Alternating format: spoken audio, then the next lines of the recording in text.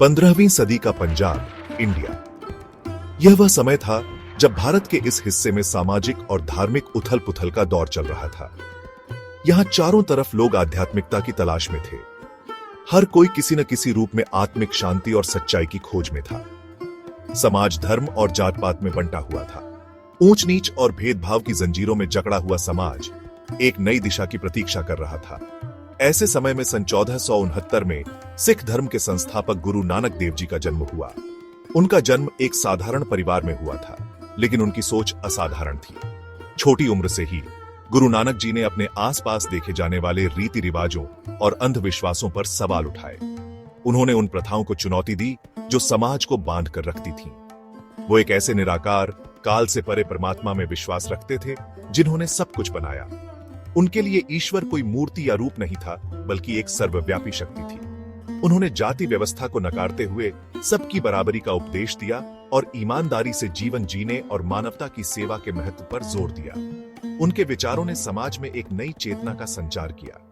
गुरु नानक देव जी की शिक्षाओं ने लोगों के दिलों को छू लिया और जल्द ही उनके काफी अनुयायी बन गए। उनकी शिक्षाओं ने लोगों को एक नई दिशा दिखाई। उन्होंने दूर दूर तक यात्रा की, प्यार, एकता और एक ईश्वर के प्रति समर्पण का संदेश फैलाया। उनकी यात्राओं ने विभिन्न संस्कृतियों और समुदायों को एक साथ लाने का काम किया। उनके शब्दों ने उस समय में एक नया दृष्टिकोण दिया जब समाज धार्मिक और सामाजिक बंधनों में जकड़ा हुआ था। उनके विचारों ने लोगों को इन बंधनों से मुक्त होने की प्रेरणा दी। उन्होंने सिखाया कि असली आध्यात्मिकता बाहरी दिखावे में नहीं, बल्कि दिल की सच्चाई और परमात्मा से सीधे जुड़ाव में है। यह एक ऐसी शिक्षा थी जो लोगों के दिलों में गहराई से उतर गई। गुरु नानक देव जी की शिक्षाओं ने एक नए धर्म, सिख धर्म की नींव रखी। यह धर्म समानता, सेवा और सच्चाई के सिद्धांतों पर आधारित था। सिख शब्द का अर्थ है शिष्य या सीखने वाला। यह एक ऐसा समुदाय था जो हमेशा सीखने और आत्मिक उन्नति की ओर अग्रसर रहता था। सिख गुरुओं और उनकी शिक्षाओं के अनुयायी होते हैं जो सीखने, सेवा करने और एक ईश्वर के प्रति समर्पण के जीवन को समर्पित होते हैं।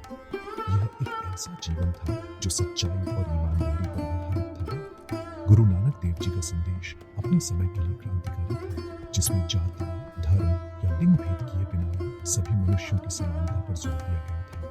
यह एक ऐसा संदेश था जिसने समाज की जड़ों को हिला दिया। इस नए धर्म ने सभी के लिए मुक्ति का मार्ग खोला। यह एक ऐसा मार्ग था जो सभी के लिए खुला था, चाहे उनकी पृष्ठभूमि कुछ भी हो। इसमें ईमानदारी से जीवन जीने, कड़ी मेहनत करने और अपनी कमाई जरूरतमंदों के साथ बांटने के महत्व पर जोर दिया गया। यह एक ऐसा जीवन था जो दूसरों की सेवा और सहायता पर आधारित था। गुरु नानक देव जी का संदेश सरल लेकिन गहरा था और इसने जीवंत और समावेशी आध्यात्मिक परंपरा की नींव रखी। ये परंपरा आज भी लाखों लोगों के जीवन को प्रेरित करती है।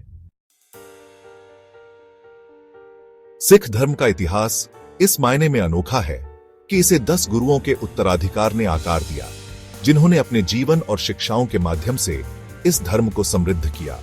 आध्यात्मिक नेताओं ने 2 शताब्दियों तक इस धर्म का मार्गदर्शन किया और उनके योगदान ने सिख धर्म को एक मजबूत और जीवंत समुदाय में बदल दिया। प्रत्येक गुरु ने पिछले वाले की शिक्षाओं पर आगे बढ़ते हुए सिख धर्म के मूल सिद्धांतों को और गहराई दी।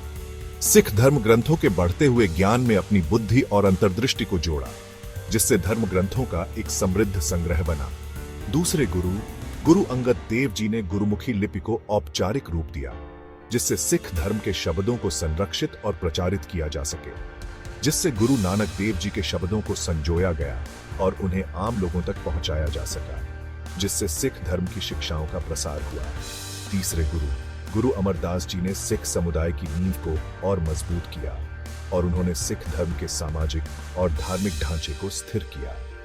उन्होंने लंगर यानी सामुदायिक रसोई की व्यवस्था स्थापित की, जहां हर कोई एक साथ भोजन कर सकता था, चाहे उनकी सामाजिक स्थिति कुछ भी हो। यह व्यवस्था समानता और सामुदायिक सेवा के सिख सिद्धांतों को दर्शाती है और यह आज भी सिख समुदाय का एक महत्वपूर्ण हिस्सा है। लंगर की परंपरा ने सिख धर्म में सामाजिक एकता और भाईचारे को बढ़ावा दिया। उन्होंने सती प्रथा की भी निंदा की, जो उस समय समाज में प्रचलित थी, जहां विधवाओं से उनके पति की चिता पर अपने आप को जलाने की उम्मीद की जाती थी, और उन्होंने इस अमानवीय प्रथा के खिलाफ आवाज उठाई। उन्होंने समाज में महिलाओं को समान दर्जा देने की वकालत की और सिख धर्म में महिलाओं की स्थिति को सुधारने के लिए महत्वपूर्ण कदम उठाए।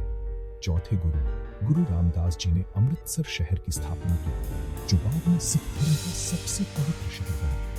अमृतसर शहर सिख धर्म का एक महत्वपूर्ण केंद्र बन गया और यह आज भी सिख समुदाय के लिए एक पवित्र स्थल है। उन्होंने सुंदर शब्दों की रचना भी की, जो प्रेम, भक्ति और ईश्वरीय इच्छा के प्रति समर्पण के महत्व पर जोर देते हैं। उनके शब्द आज भी सिख धर्म के अनुयायियों के लिए प्रेरणा का स्रोत है। पांचवें गुरु गुरु अर्जन देव जी ने हरिमंदिर साहिब, जिसे आमतौर पर स्वर्ण मंदिर के रूप में जाना जाता है, का निर्माण किया, जो सिख धर्म का सबसे पवित्र तीर्थ स्थल है। हरिमंदिर साहिब सिख धर्म का एक महत्वपूर्ण धार्मिक और सांस्कृतिक केंद्र बन गया। उन्होंने सिख धर्म का पवित्र ग्रंथ आदि ग्रंथ का हिस्सा बना दिया, जिसमें पहले 5 गुरु और विभिन्न धर्मों के ग्रंथ शामिल हैं। आदि ग्रंथ जो बाद में हरिमंदिर साहिब में स्थापित किया गया, सिख धर्म का सम्मानित किया जाता है और यह सिख धर्म के अनुयायियों के लिए एक मार्गदर्शक प्रकाश स्तंभ है।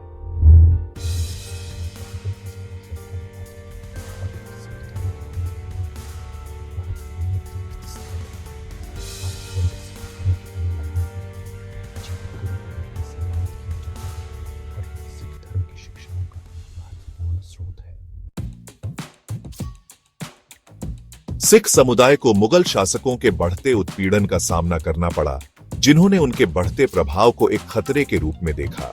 पांचवें गुरु गुरु अर्जन देव जी को मुगल बादशाह जहांगीर के आदेश पर 1606 में शहीद कर दिया गया था। यह घटना सिख इतिहास में एक महत्वपूर्ण मोड़ थी। छठे गुरु गुरु हरगोबिंद जी ने अपने समुदाय की रक्षा के लिए हथियार उठाए, मीरी पीरी की अवधारणा को स्थापित किया, आध्यात्मिक और लौकिक शक्ति का संतुलन। उन्होंने अपने अनुयायियों को मार्शल आर्ट में प्रशिक्षित किया और आगे के हमलों से बचाने के लिए स्वर्ण मंदिर के चारों ओर एक छोटा किला बनवाया। इसके बाद आने वाले गुरुओं ने सिख समुदाय को मजबूत करना जारी रखा, आत्मनिर्भरता और उत्पीड़न के खिलाफ प्रतिरोध की आवश्यकता पर जोर दिया। उन्होंने सिखाया कि कमजोरों की रक्षा करना और अन्याय के खिलाफ खड़ा होना धार्मिक कर्तव्य है। 10वें गुरु गुरु गोबिंद सिंह जी ने 1699 में औपचारिक रूप से खालसा पंथ की स्थापना की। खालसा, जिसका अर्थ है शुद्ध, दीक्षित सिखों का एक समूह था, जिन्होंने सख्त नैतिक और आध्यात्मिक अनुशासन द्वारा निर्देशित जीवन जीने का संकल्प लिया था। उन्हें 5 ककार दिए गए: केश या बिना कटे बाल, कंघा, एक लकड़ी की कंघी, कड़ा, एक स्टील का कंगन, किरपान, एक औपचारिक खंजर और कच्छा, एक खास तरह का अंडरगारमेंट। ये 5 ककार सिख धर्म के प्रति उनकी प्रतिबद्धता के प्रतीक बन गए और उनकी पहचान के दृश्य चिन्हक के रूप में कार्य किया। गुरु गोबिंद सिंह जी ने यह भी घोषणा की कि उनके बाद गुरु ग्रंथ साहिब, सिख धर्म ग्रंथ का अंतिम संकलन, शाश्वत गुरु होगा, जो आने वाली पीढ़ियों के लिए सिख समुदाय का मार्गदर्शन और पालन पोषण करेगा। सिख धर्म के मूल में 3 मौलिक सिद्धांत हैं: नाम जपना, कीरत करनी और वंड छकना। ये सिद्धांत सिख जीवन के हर पहलू को गहराई से प्रभावित करते हैं और उनके दैनिक जीवन का अभिन्न हिस्सा है। नाम जपना का तात्पर्य ध्यान और ईश्वर के नाम का जप करके उनकी याद में लीन रहना है। यह ईश्वर से जुड़ने, ईश्वरीय उपस्थिति में सांत्वना और मार्गदर्शन प्राप्त करने की एक सतत प्रक्रिया है।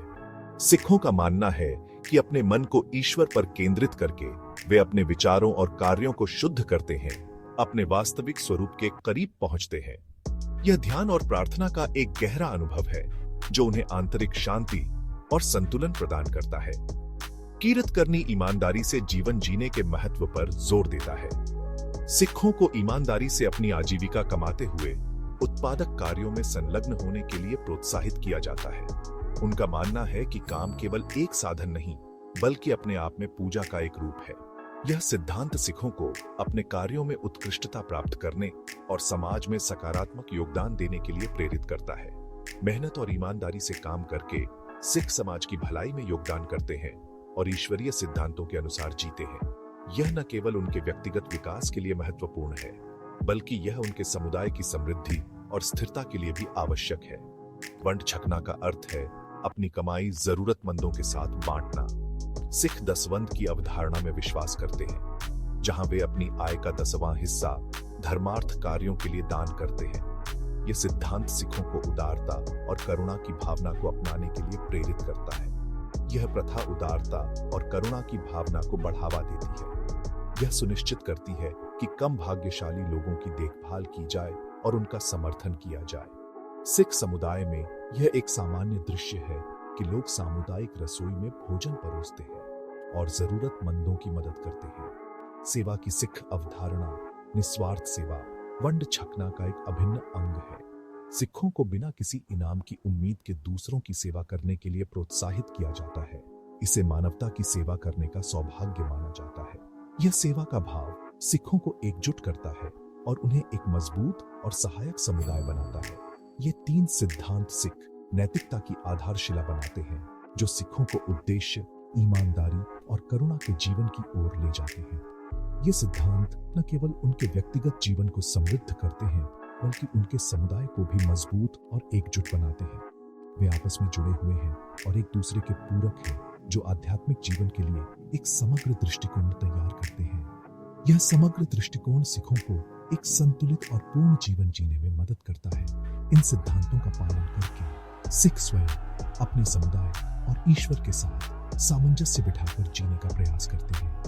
यह सामंजस्य उन्हें एक संतुलित और समृद्ध जीवन जीने में मदद करता है, जो उनके आध्यात्मिक और सामाजिक विकास के लिए महत्वपूर्ण है।